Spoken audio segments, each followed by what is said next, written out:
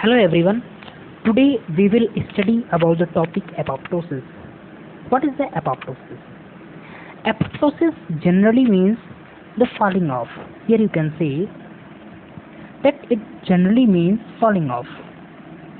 Now it is also a programmed cell death, and not only apoptosis is programmed cell death, some other examples are also there for this programmed cell death.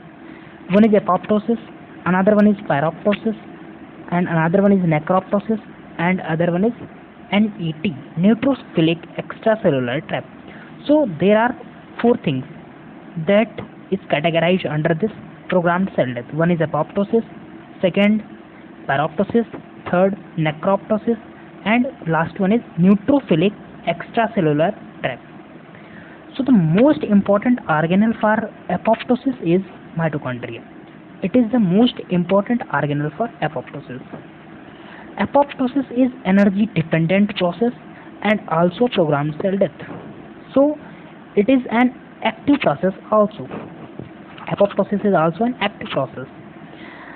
Now apoptosis is divided into two parts. One is pathological and one is physiological. So the first one is physiological. It is most common type of apoptosis. It can be seen during the organogenesis and in the embryogenesis, you can say. Here you can see this physiological apoptosis. In the neovascularization, you can also see this apoptosis. In the neovascularization, the extra blood vessels, here you can say extra blood vessels undergo apoptosis. Extra blood vessels undergo apoptosis.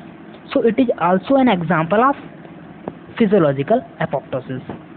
Now the second example of this physiological apoptosis is killing of inflammatory cells after the completing their function. Killing of inflammatory cells after completing their function.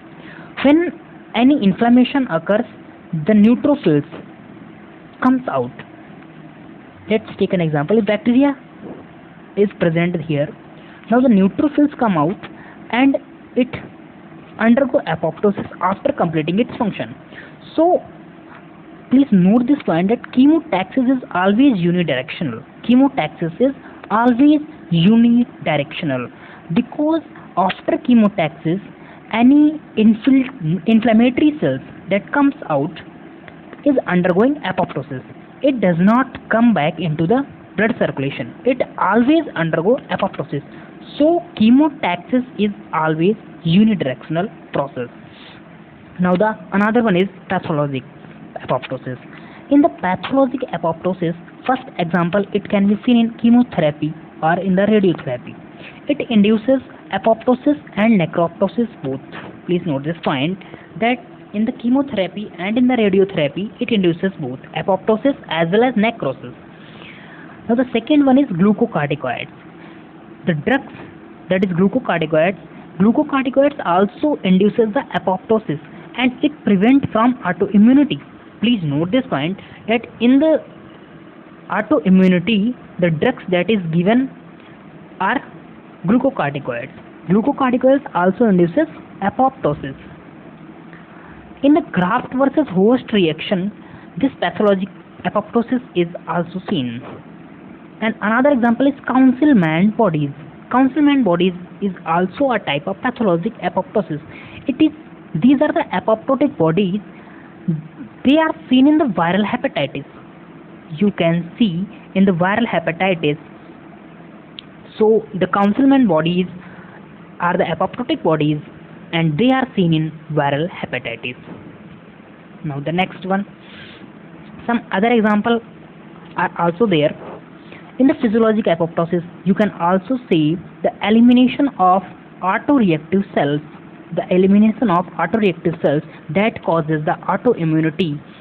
They also undergo apoptosis and this apoptosis is known as physiologic apoptosis. And this autoreactive cells are formed in bone marrow, thymus and peripheral tissues. Apoptosis prevent the autoimmunity. Please note this point that apoptosis prevent the autoimmunity.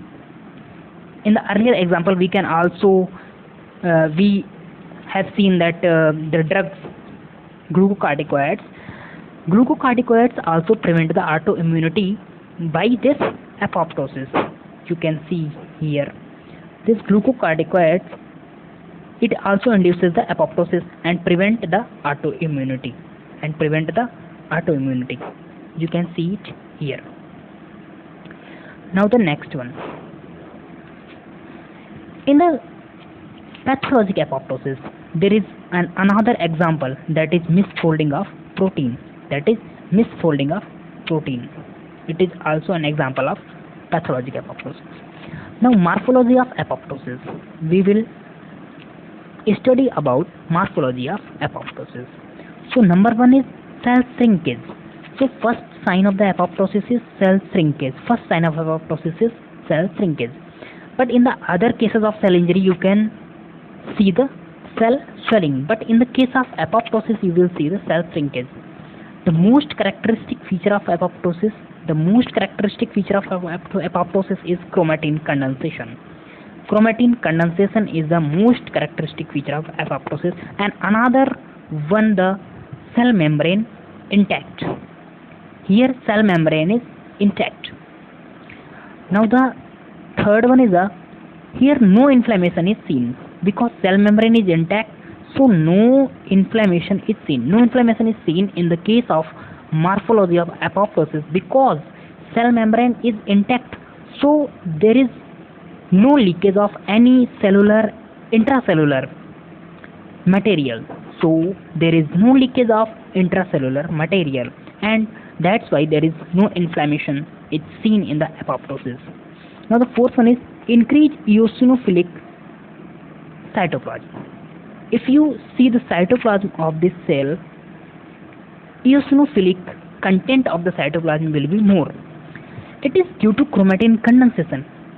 Because nucleus in the cell is basophilic and cytoplasm in the cell is eosinophilic. So if the chromatin condensation is seen, the amount of the cytoplasm will increase. So eosinophilia of cytoplasm will increase. That's why here you can say the increased eosinophilic cytoplasm. You can also say hypereosinophilic cytoplasm. Now the normal cell. In the normal cell, you can see that the phosphatidylserine receptor, PSR, phosphatidylserine receptor, that is directed towards the cytoplasm. These phosphatidylserine receptors directed towards the cytoplasm. But in the case of apoptosis, these PSR receptor, phosphatidylserine receptors, flipped out. Here you can say flipping of PSR. You can see the flipping of PSR. And this flipping of PSR is also known as eat me signal for phagocytes. And phagocytes gets activated by this flipping out of PSR. And it is detected by a dye that is annexin 5. It is a lipid dye that is also marker of apoptosis. So annexin 5 is also marker of apoptosis, because the flipping out of PSR can be detected by this lipid dye. That's why it is also known as marker of apoptosis. Now the sixth one, you can see in the cell that there is a bleb formation. It is formed due to cytoskeleton deformities, and this bleb results in the apoptotic bodies. Now what are the contents of this apoptotic bodies? It is a membrane bond structure. That also contains the organelles. So it may or may not have nuclear remnants. And example of these apoptotic bodies are Councilman bodies. These are Councilman bodies. So now the next one. There is a question. In the case of viral hepatitis, in the liver biopsy, you can identify the Councilman bodies. In this case, eosinophilic cytoplasm will be more eosinophilic cytoplasm, nuclear chromatin condensation you can see, and you can also see the membrane bond structure. So these are also present in the viral hepatitis. So in the case of viral hepatitis, you can see the Councilman bodies. Now the seventh one is, now these apoptotic bodies that is formed by after the bleb formation, these apoptotic bodies have the PSR receptor that flips out, and this flipping out of the PSR receptors These are detected by the scavenger receptors in the phagocytes, and phagocytes gets activated. So each outcome of the apoptosis is phagocytosis. So the now end outcome of the apoptosis is phagocytosis. So it is the most important thing. The last outcome or the last result of the apoptosis is phagocytosis. Okay. Now we will see the biochemistry of the apoptosis. What is the biochemistry of apoptosis? Mechanism. You can see here that pro-caspase activation leads to caspase activation. You can see here pro-caspase activation leads to caspase activation. Caspase further activates the endonuclease, and these endonuclease can cause chromatin condensation, or they can cause nuclear DNA damage. And after nuclear DNA damage, they can form specific fragments that are known as internucleosomal DNA damage. So endonuclease has two functions. One is chromatin condensation and another one is nuclear DNA damage. After nuclear DNA damage, they forms the intranucleosomal DNA fragments. Now, caspase activation leads to endonuclease activation, and endonuclease activation leads to chromatin condensation. This is the mechanism of apoptosis. And another question of the internucleosomal DNA damage may be fragment size. What is the fragment size? Fragment size is the multiples of 180 to 200 base pairs, and it is also a feature of apoptosis. So internucleosomal DNA damage is also feature of apoptosis. Internucleosomal DNA damage is also an example of this apoptosis. Now the next one.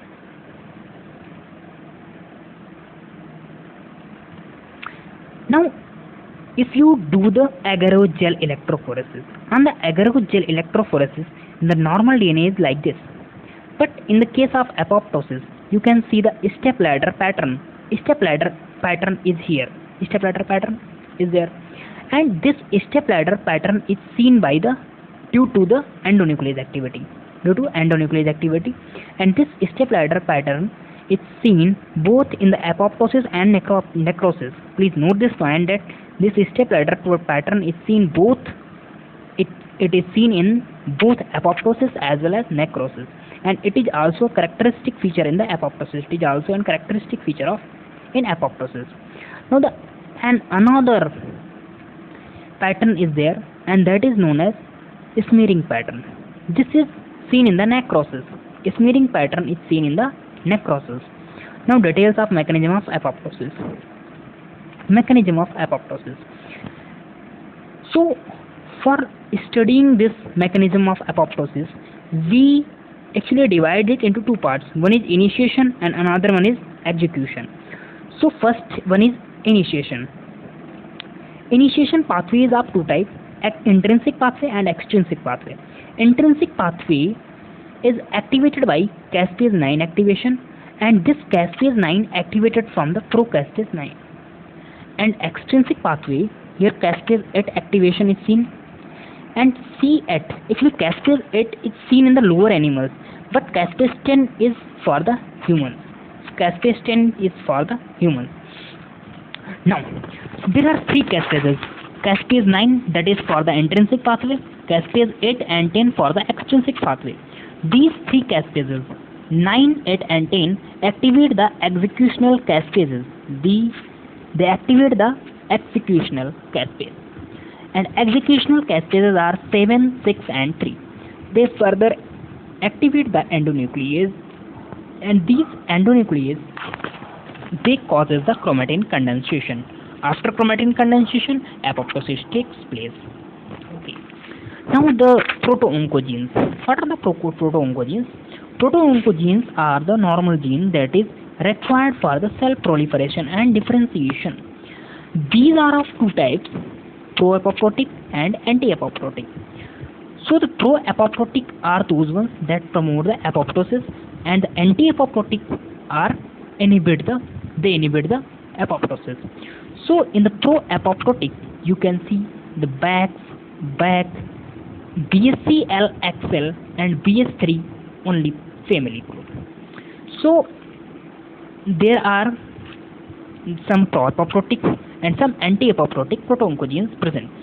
So in the pro-apoptotic proto-oncogenes, the examples are BAC, BCLXS and BS3 only proteins family. In the anti-apoptotic proto-oncogenes, you can see BCL2, BCLXL and MCL1.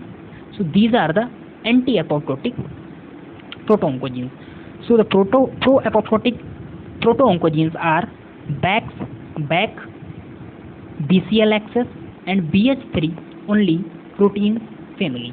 In the anti-apoptotic proto-oncogenes, the examples are the BCL2, BCLXL and MCL1. Now the next one is the BS3 only protein family. So this BS3 only proteins family are the stress sensor of the cell. These are the stress sensors of the cell that is present on the cell surface. So it is a family. In this family there are many proto-oncogenes, and those are the BIM, BAD, BID and PUMA and NOXA.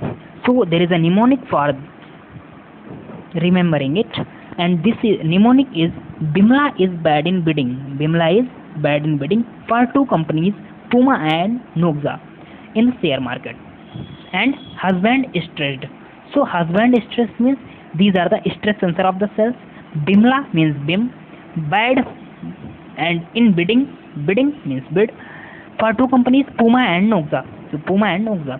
So these are the BS3 only proteins family. Now we will see the initiation pathway in the details. So initiation pathway is divided into two parts. One is intrinsic pathway and another one is extrinsic pathway. This intrinsic pathway is also known as mitochondrial pathway, and it is the major pathway. So it is the major pathway and it is also known as mitochondrial pathway. So first thing, when any stress stimuli or injurious stimuli comes, it is sensed by the BS3 only proteins. So BS3 only proteins activates the BAC and inhibit the BCL2. BCL2 is an anti-apoptotic proto-oncogenes, and BAC are the pro-apoptotic proto-oncogenes. That's why it activates the BAC and inhibits the BCL2. Now this BAC express on the outer membrane, and they further increases the mitochondrial permeability. So finally they increases the mitochondrial permeability. After increasing the mitochondrial permeability, cytochrome C that is present in the mitochondria, it comes out, and here it is known as cytosolic cytochrome C. It leaks out due to increase in the mitochondrial permeability. But in the cytoplasm there is a substance that is known as IAP, inhibitor of apoptosis, that is present in the apoptosis, that is present in the cytoplasm. So IAP, that is an inhibitor of apoptosis, is present in the cytoplasm. And इसका काम क्या होता है? What is the function of it? It is an inhibitor of apoptosis, so it inhibits the cytosolic cytochrome C functioning. How it functions? Cytosolic cytochrome C is attached to the APA-F1 and it forms the apoptosome. And this apoptosome activates the procaspase into caspase 9. So procaspase 9 converts into the caspase 9, and this IAP, inhibitor of apoptosis, that is present in the cytoplasm, inhibits this process. So how to prevent it? So when the mitochondrial permeability increases, addition to the cytosolic cytochrome C, there is one substance that is also leaks out from the mitochondria, and that is SMAC divalprotein. SMAC divalprotein also leaks out from the mitochondria, and they inhibit the IAP. And further the procaspase 9 gets converted into caspase 9, and this process is further. Now you can see the apoptosome is also known as is also known as wheel-like hexamer. Please note this point that apoptosis is also known as wheel-like hexamer. Now the extrinsic pathway. Extrinsic pathway is also known as death receptor mediated pathway. The extrinsic pathway is also known as death receptor mediated pathway. It is also known as death receptor mediated pathway. Now what are the death receptors? Death receptors are TNF receptor, tissue necrosis factor receptor, and best defined death receptors in the humans are TNF receptors. Now the another one is FAS. FAS CD95 is also marker of FAS, and FAS also known as CD95, also marker of apoptosis. Please note this point. Okay. Now here one protein is there, and that is FLIP protein. FLIP is an anti-apoptotic protein, and this protein is present in the normal cell, also present in the HIV virus. It is an anti-apoptotic protein. So FLIP is an anti-apoptotic protein that is present in the normal cell and also present in the HIV viruses. Now the next one. Here the death receptor is present in the normal cell and it is attached with the adapter protein. Now what occurs when any death ligand binds to the death receptor? When any death ligand binds to the death receptor, it activates the adapter protein, and adapter proteins then activates the procaspase 8 or 10 into the caspase 8 or 10, and this FLIP normally inhibited, but when it induces. So what is the mechanism of the extrinsic pathway? Death ligand bind to the death receptors and this activate the adapter protein. Adapter protein further activate the procaspase 8 into the caspase 8 or 10. Okay. Now we will learn about the execution pathways. So both the intrinsic and extrinsic pathways are the initiating pathways, and they further activate the executional caspases, and executional caspases are 3, 6 and 7, and these executional caspases activate the endonuclease, and endonuclease further causes the chromatin condensation. So this is the whole mechanism of apoptosis. Now hallmark of apoptosis activation is caspase activation. These are the high yielding points. So what is the hallmark of neuronal apoptosis activation? This is the important question. What is the hallmark of neuronal apoptosis activation? So answer is AIF activation, because in the neurons there is no caspases and another substance that is known as AIF, apoptosis inducing factor, is present in the neuronal cells. So in the neuronal cells, AIF activation is the hallmark of caspase activation. Now